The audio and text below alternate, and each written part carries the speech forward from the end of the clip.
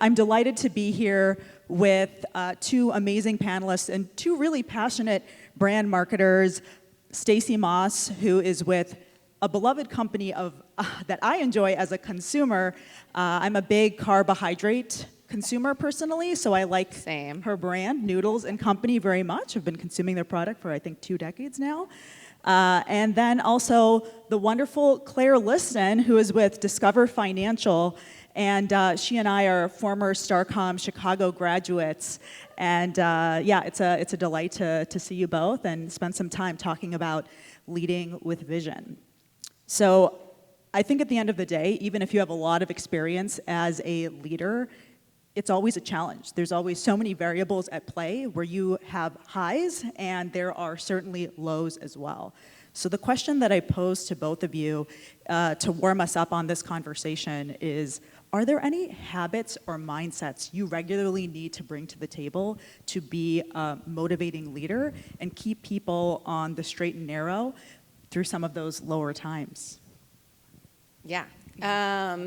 I think a couple things. I think I'm always keeping transparency like front and center with my team, making sure that I'm explaining the why, and that they have background to be motivated and understand why we're doing something versus just saying do this, right? Oh, it's the complete opposite of what we were doing a month ago. Why? And so making sure that I'm communicating the best that I can to the team. One other thing that I do with my team in my one-on-ones every week is I start with 5 questions, and they're always the same. They're the same across every team member, and they're the same across every meeting. But what did you love about last week? What did you loathe? What are your priorities? How can I help? And what's a win? And I do make them give the win themselves, and then I give them a win after they awkwardly hate when I do this. Tamara can attest to this, but I think it's really important because it does a couple things. It one helps me understand how are they doing this week and what are they able to handle. What is like not giving them energy and is clearly a project that's like hanging over their head. They're getting frustrated with somebody on the team, somebody on a different team, a partner, but it really helps me help them to navigate and start the week off in a way that feels productive and can start fresh. Yeah, I love that. I'm definitely going to steal like that list of questions because I think offering people the chance to anticipate what's coming in those one-on-ones and give you the same answer every week, it's like freeing to a degree, even if it's uncomfortable. What I always say is like, I go back to like Lil Wayne, right? I see the end and the beginning. I'm not racing, I'm just sprinting, right? And he says it much better than I do. And that I encourage my team to think the same way. Like, we're never going to get further if we're comparing ourselves to others. If we're looking and saying, I want to be doing their work, or I wish that they had more of this, and I wish I had more of that.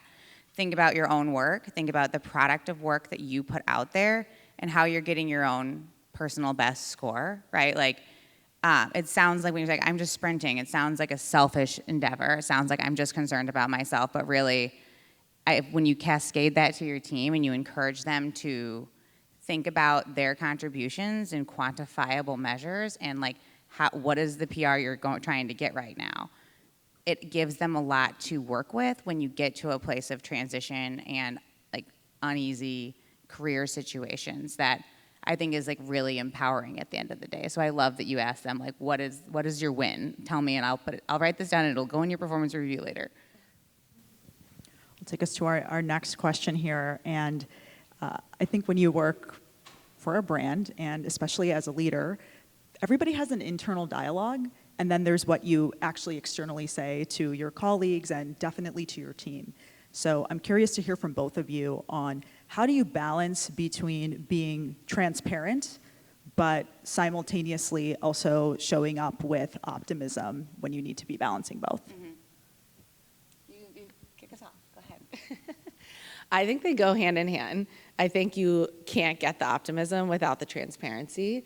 It's just, I don't feel like it's possible. It's the same thing for me when, my boss is saying like, hey, I'm asking you to like completely pivot. Now you've got to motivate your whole team to do that. I can't go to my team and be like, this sucks. it's literally the exact opposite of what we've been talking about. Like, I've got to rally myself internally. So really, for me to understand the why we're doing it, and almost always 99.9% of the time, like, there is a valid reason that we are doing something differently than we were planning to do. And so really digging to force the why out and be transparent.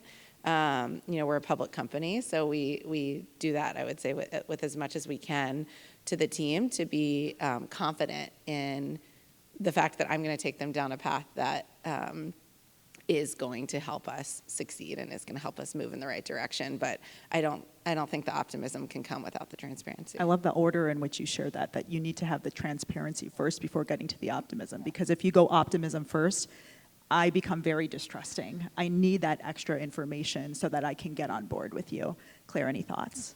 No, yeah, I completely agree. I think that there's transparency, and transparency is a gift. Like, no one ever said, I do better without context. Like, you have to be transparent with your people.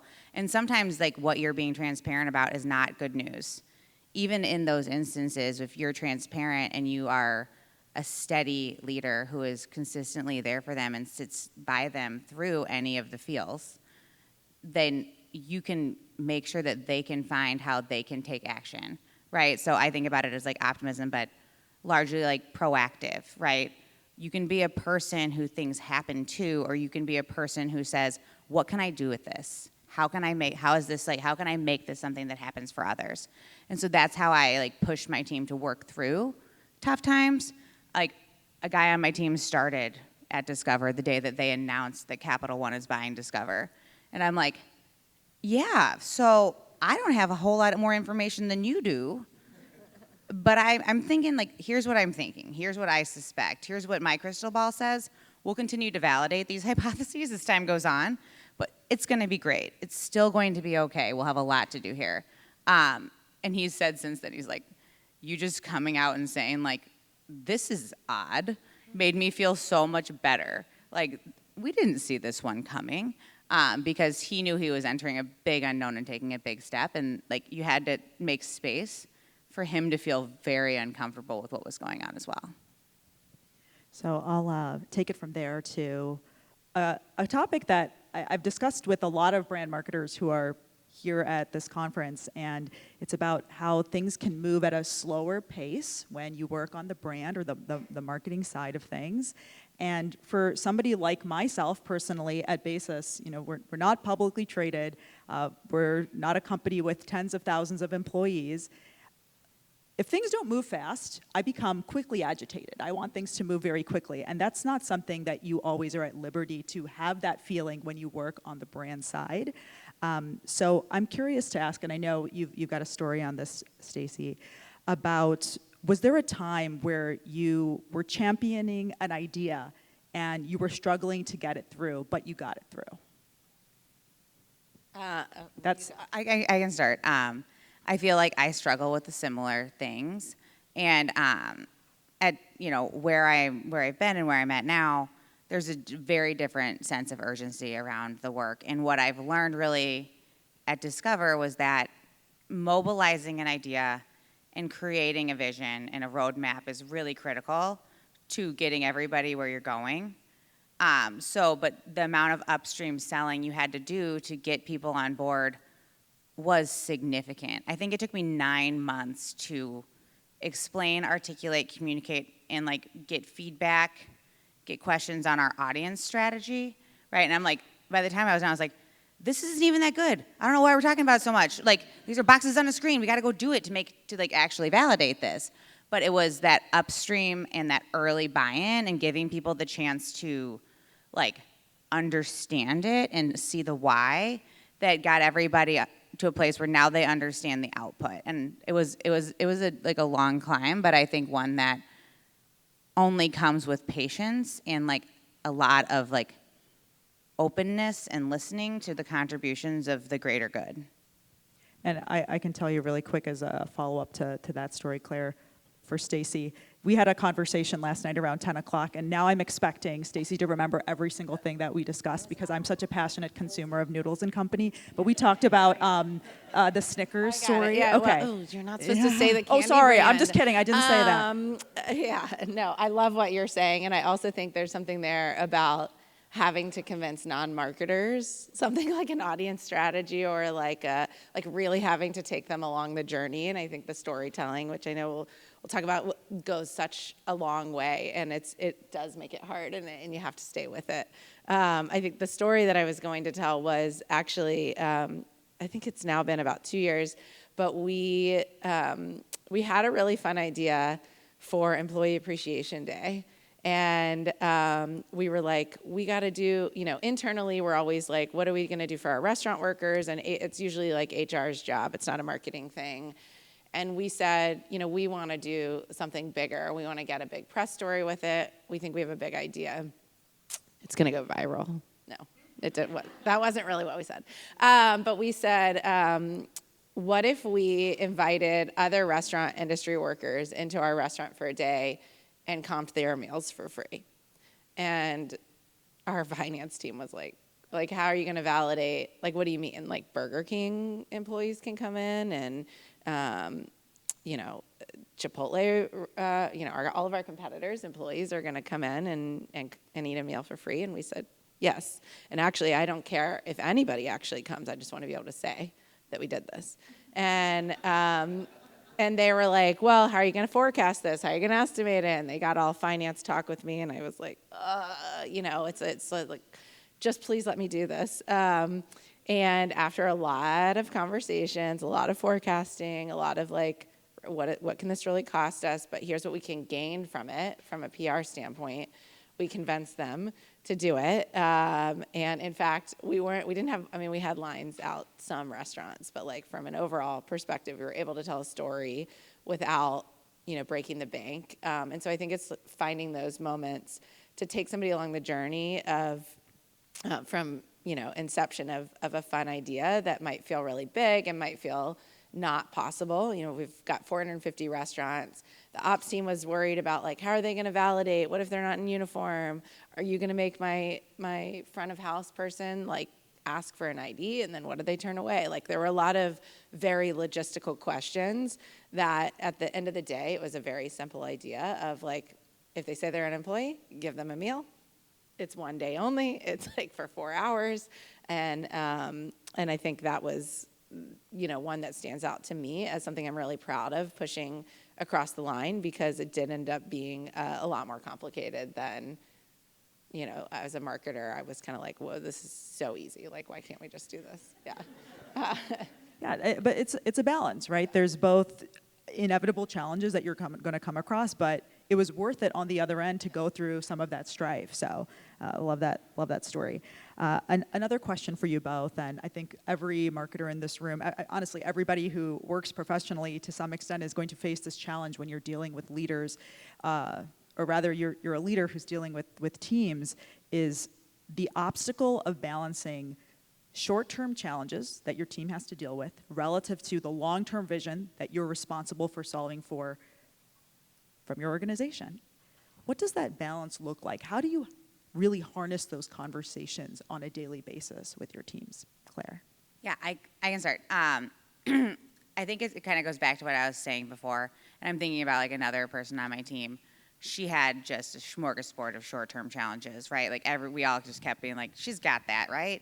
And no one really understood the kind of work and the kind of critical thinking that a certain task was taking, until, she told me in like an upward management moment, like, I just need you to listen.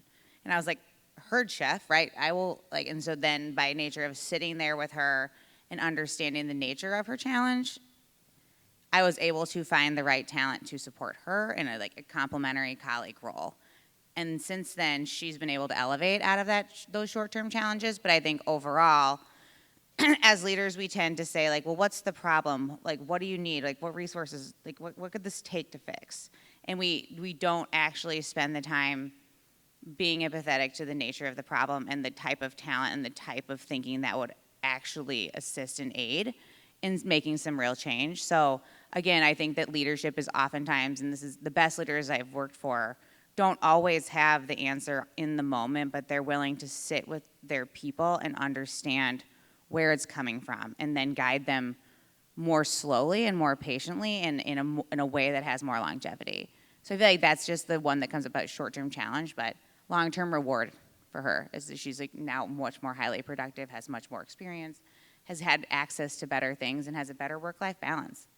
There's an implication to this, and I've spoken to Claire on a number of occasions beyond the scope of this particular summit. And the thing about Claire is she has a very sharp ear. When she is listening to someone, she's listening to them very intentionally, and then she can very quickly translate what they're saying back to them. So she feels truly and sincerely like an advocate, and you can feel safe. I mean, I feel like that's the type of experience I have with you too, and you do not manage me, at least not now. But I think that's critical. That's such a critical skill to bring to teams, and that goes back to the first presentation with Joe. So I love that. You don't have to jump in on that story, but we do want to talk about storytelling, and I want to make plenty of time for that. So you both have multiple narratives about how storytelling is so critical to the work that you do and really pushing big ideas forward for yourself and your teams. Can you tell me a little bit about how storytelling is showing up for you, Stacy? Yeah, I feel like a lot of times, in the past couple of weeks specifically, I feel like my job is literally just writing presentations that tell the story in a different way to different audiences. And so, I would say storytelling is huge, and asking the right questions can really guide a totally different story, looking at the data a different way, thinking about how it might impact an audience differently. I think storytelling is how we get our ideas sold from as marketers as well, and talk to those finance people, or I'm picking on my finance team, I'm very close with them, but talk to IT, talk to the operations team, but making sure you're sort of talking and telling it in a narrative that makes sense to them, that they're gonna understand, and I think it's critical. I think this was the example that you were asking me about last night, but I have another crazy idea that we're pushing through right now that I can't say the name of the brand, but we're working potentially with a candy brand, and everything comes at a sacrifice, right? So if we're talking about one thing, we're not talking about another. We're very focused on traffic right now as a business. That's our number one priority. Every single thing that we do has to ladder back up to getting people in the door for the restaurant. And so one of the things that I recently had to do to sell a new idea through was storytell in a way that doesn't necessarily come natural to me, I would say, and really put the data as like the front pieces of the storytelling. And while I'm always using data for support points to kind of like help my story, it was about desserts. So we have a crispy that we sell that we're sort of known for. If you haven't had it, it's delicious and it's gigantic. The way that I story told through that was basically like this: out of all the people that buy desserts, they are twice as likely to come back to us. They spend $4 more on their average check. I just kind of went through our CDP. I went through our everything we know about those consumers, and we do know a lot. We're very lucky to have. You were speaking earlier, and I was like, oh my gosh, I can't imagine not like having the information and not being able to use it. It's such a crazy challenge that's very impressive. We can use our data in a way that really helps us. We can target those people that want to buy desserts and tell them that we have something new and get them to come back, and we can target people who've never tried them and know that by dangling a dessert in front of them, if we can get them to buy, they're going to start coming back more often. And so the storytelling of that idea was really told through the data and the proof in the sales. Yeah, I love that. And like, leading with data is hard for people who are inclined to storytell a different way, right? To like make the data the payoff. But I think that that's a super valuable approach with like, especially with finance partners. I always try to remember that like leaders just like us are overwhelmed by soccer practices and emails and apps and passwords, and like they've got the same shit going on. So like, their memory structure has to be tied to the room you're in, the moment you have, and your face on what you're trying to sell. So I always try to think about like what will they remember from this meeting? And so I was saying last night, like at one point I was like showing different scenarios of brand support spend levels, and like in the builds, the last one got to like a column that was just straight skull emojis down the left-hand side. Like if you go there, skull emojis, and the room like erupted with laughter. And I knew the skull emojis wasn't going to make the final edit. It's not professional, but I knew that the room would understand that we were all on the same page of the gravity of that situation, right? Like if we take this much money out of the budget, dead skulls all the way down. And to this day, we talk about like the skull emoji. So I'd say that it's a storytelling, but it's also to giving them an analogy, giving them something humorous, giving them something to latch onto and like break through their clutter. Like as advertisers, we're trying to do that all day. We need to do that in our upward communication as well. So like that audience strategy I was talking about that took all of this like evangelization, eventually people like understood what I was saying when I compared it to like a Sudoku puzzle. I'm like, we know, and the finance people in the room, you'll love this, like we know plenty of the rules of this puzzle and where we cannot play the 4. Like the 4 cannot go in that box and it cannot go in that row. But we could maybe put it over here. There's some white space over here that we're still trying to figure out. Let's try that, and we'll learn if that's the right space for this audience, if we'll find growth there.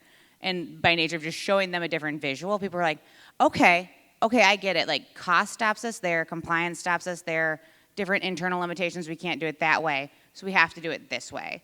And that was like, it wasn't until I used like that analogy that people were like really understanding of what I was saying. It's not even that great of an analogy. I was just doing a lot of Sudoku puzzles at the time, right? So it gives them something, like remembering that CEOs and CMOs are also just people, right? They need something that breaks through their clutter as well.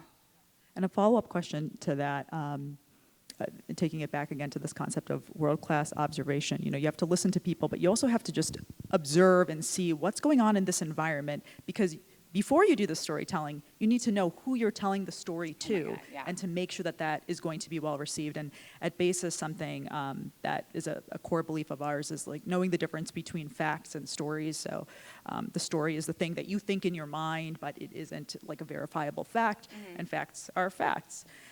It does seem like we're in a post-truth world these days, but like the facts should be facts, especially from a business standpoint. And so I think taking the time to really understand who it is that you're speaking to and what their beliefs are, that is a responsibility that falls on you. If you could share a little bit more, I know you were telling me about speaking to different audiences. Yeah, so right now we're in the middle of larger acquisition. And so all of the materials that we're creating, we write in a way and we pen in a way that we have conditionally gotten approval from. But as you're talking to not just your CMO, but a new CMO, and not just your finance, but a new finance, right? Being mindful of I was like, this work is the same numbers day in and day out, but the way that we need to translate the language around the numbers is really the hard part. Like that's what's keeping us up all night, like literally up late until like midnight trying to figure out like what's the right altitude for this. Like in one deck, I called something a strategic imperative, and that was too much, right? And so someone changed the words, like, let's call it strategic presence. I'm like, okay, well, that just means like you should cut that. Like there's no word there that makes you feel like that is a really important thing for us to do and that it needs to be on the plan. But between these audiences, when they see strategic imperative, one audience thinks that that person is showing too much emotion and too much bias. So learning those ins and outs and figuring them out as you go, I'm like, can we get some examples of articulations from our new counterparts that like really hit? Like how do they explain these things up? And trying to get a language translation dictionary going about, okay, so you call it that, we call it this.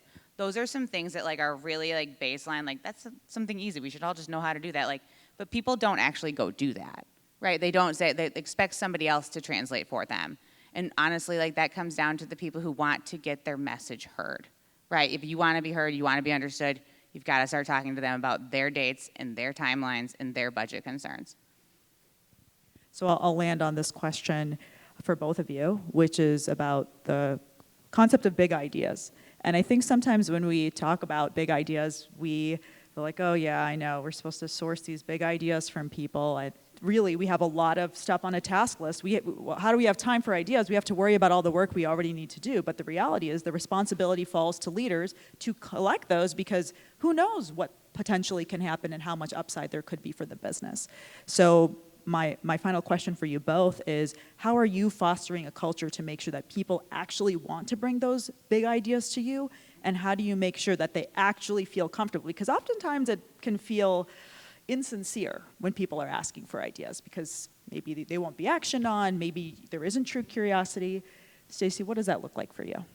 Yeah, it's funny. We've gone through, some team members hate it and some team members love it and they thrive on it and they want a space created always where they can kind of throw out. So we try and do something quarterly on our end, and we'll take, first of all, just listening, which I know you had given great props on, but I think that's so important, is like listening, understanding, do not say no in a brainstorm, right? Like everything is possible. Do not talk about the logistics in a brainstorm. Like, ops would never let us do this. Finance will never approve this. Like those words shouldn't enter that space. And it really should be a very open forum for people to come up with their ideas, and then as a follow-up, figure out, like, because there might be something where you're like, we would never be able to do that. It was amazing. You can figure it out. Like, if we prioritize it, we can get the right people on board, you can figure it out. So I think remaining open in those moments and letting everybody kind of get everything out on the table, and then using follow-ups of, well, we can't maybe do this, but we can do this with this exception, right? Do we feel like that's still as strong? And I think there are a lot of moments that you can activate to get your team motivated and know that they're contributing to something that is something that you're going to put out in the world, and get them inspired to keep doing it. The deliberate and intentional space that you're creating, that's key. Yeah. And then truly hearing people out so that they feel safe to share those ideas. That's great. Claire? Yeah, deliberate and intentional space is like exactly what I was going to say. And like down to the briefs and the budgets, right? Like if we say that we want new thinking, if we say that we want new ideas, we need to be altering like the format and the framework of the briefs that we issue to our agency partners. Because, like, if we just need to hit our business goals, the work's not going to be inspired. Like, what motivation do they have to create work that is like super strategically inspiring and gets PR, right? Gets you to a place that you are not today. So I've called it like a number of things, like a strategic intent brief, right? We know what the business as usual brief will say. We need to hit these numbers. We need to, make this volume. And we need our assets to be quick hitting in order to do that. Hit me with some low CPMs. We all know the rules of these foundational plans. But if you want a team to be inspired, then you lean into a strategic intent brief where you say, here's a very specific challenge we need to solve, and here's the meeting cadence and the steps we're going to take along the way of solving it together. And that's like, at Discover, that is like the work stream that got us to the acceptance campaign you see in market right now, where it's like we have so much going for us on a business as usual, but people don't believe that we're accepted everywhere. So we need like this, but that was supposed to be a small budget idea. And then it became like the lead horse of a campaign because it was what we needed to communicate most in the time of this acquisition.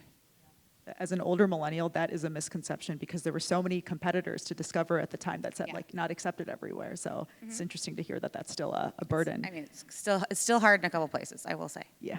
This is in Friendier. There is also just something about making sure that you take the ideas and then don't just let them fall off, right? Yeah. You talked about the intentionality, but also saying, when I receive your idea, we're not going to say yes or no right now, but let's make sure that they're not all going into a mysterious, Yes. ether. We have to follow up with people and say, let me tell you a little bit about why this is or isn't going to move forward, especially if you have energy or curiosity. And then, like, what do you do with the ideas that are great but not actionable right now? Like, when I was at Tyson before I was at Discover, we would oftentimes be like, we wanted to buy that idea. Can we bring that one back? Right, that was the idea from 2018. Like, we really liked that PR idea, that would go with this. And just because a handful of us had been there long enough, and worked at the same agency for long enough, we were able to do that.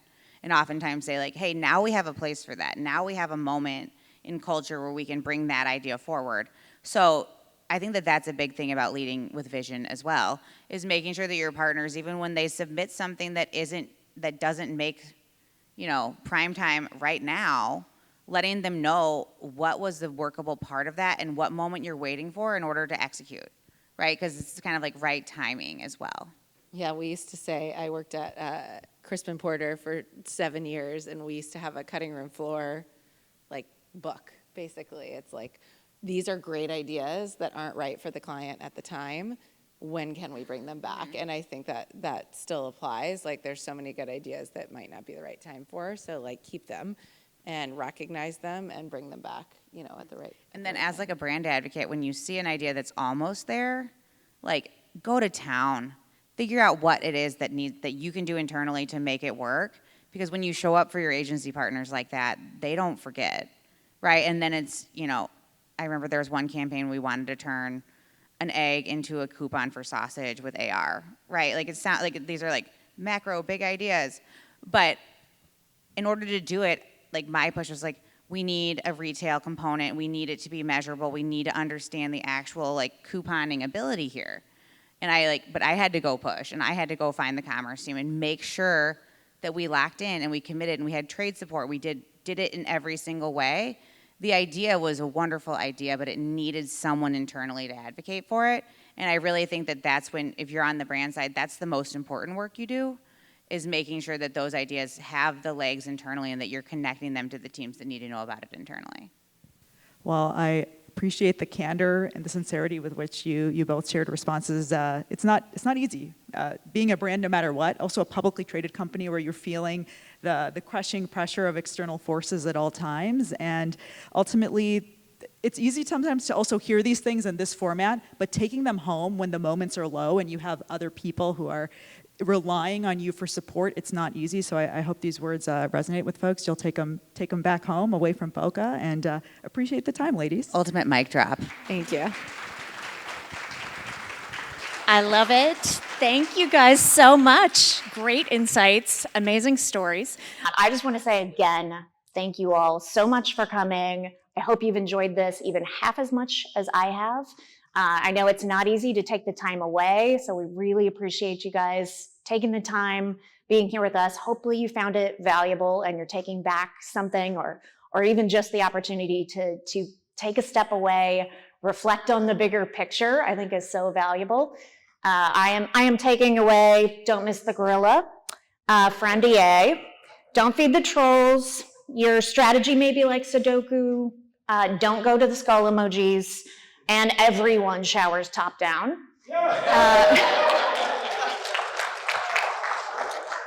So safe travels. Thanks again. Hopefully we will see you all again next year.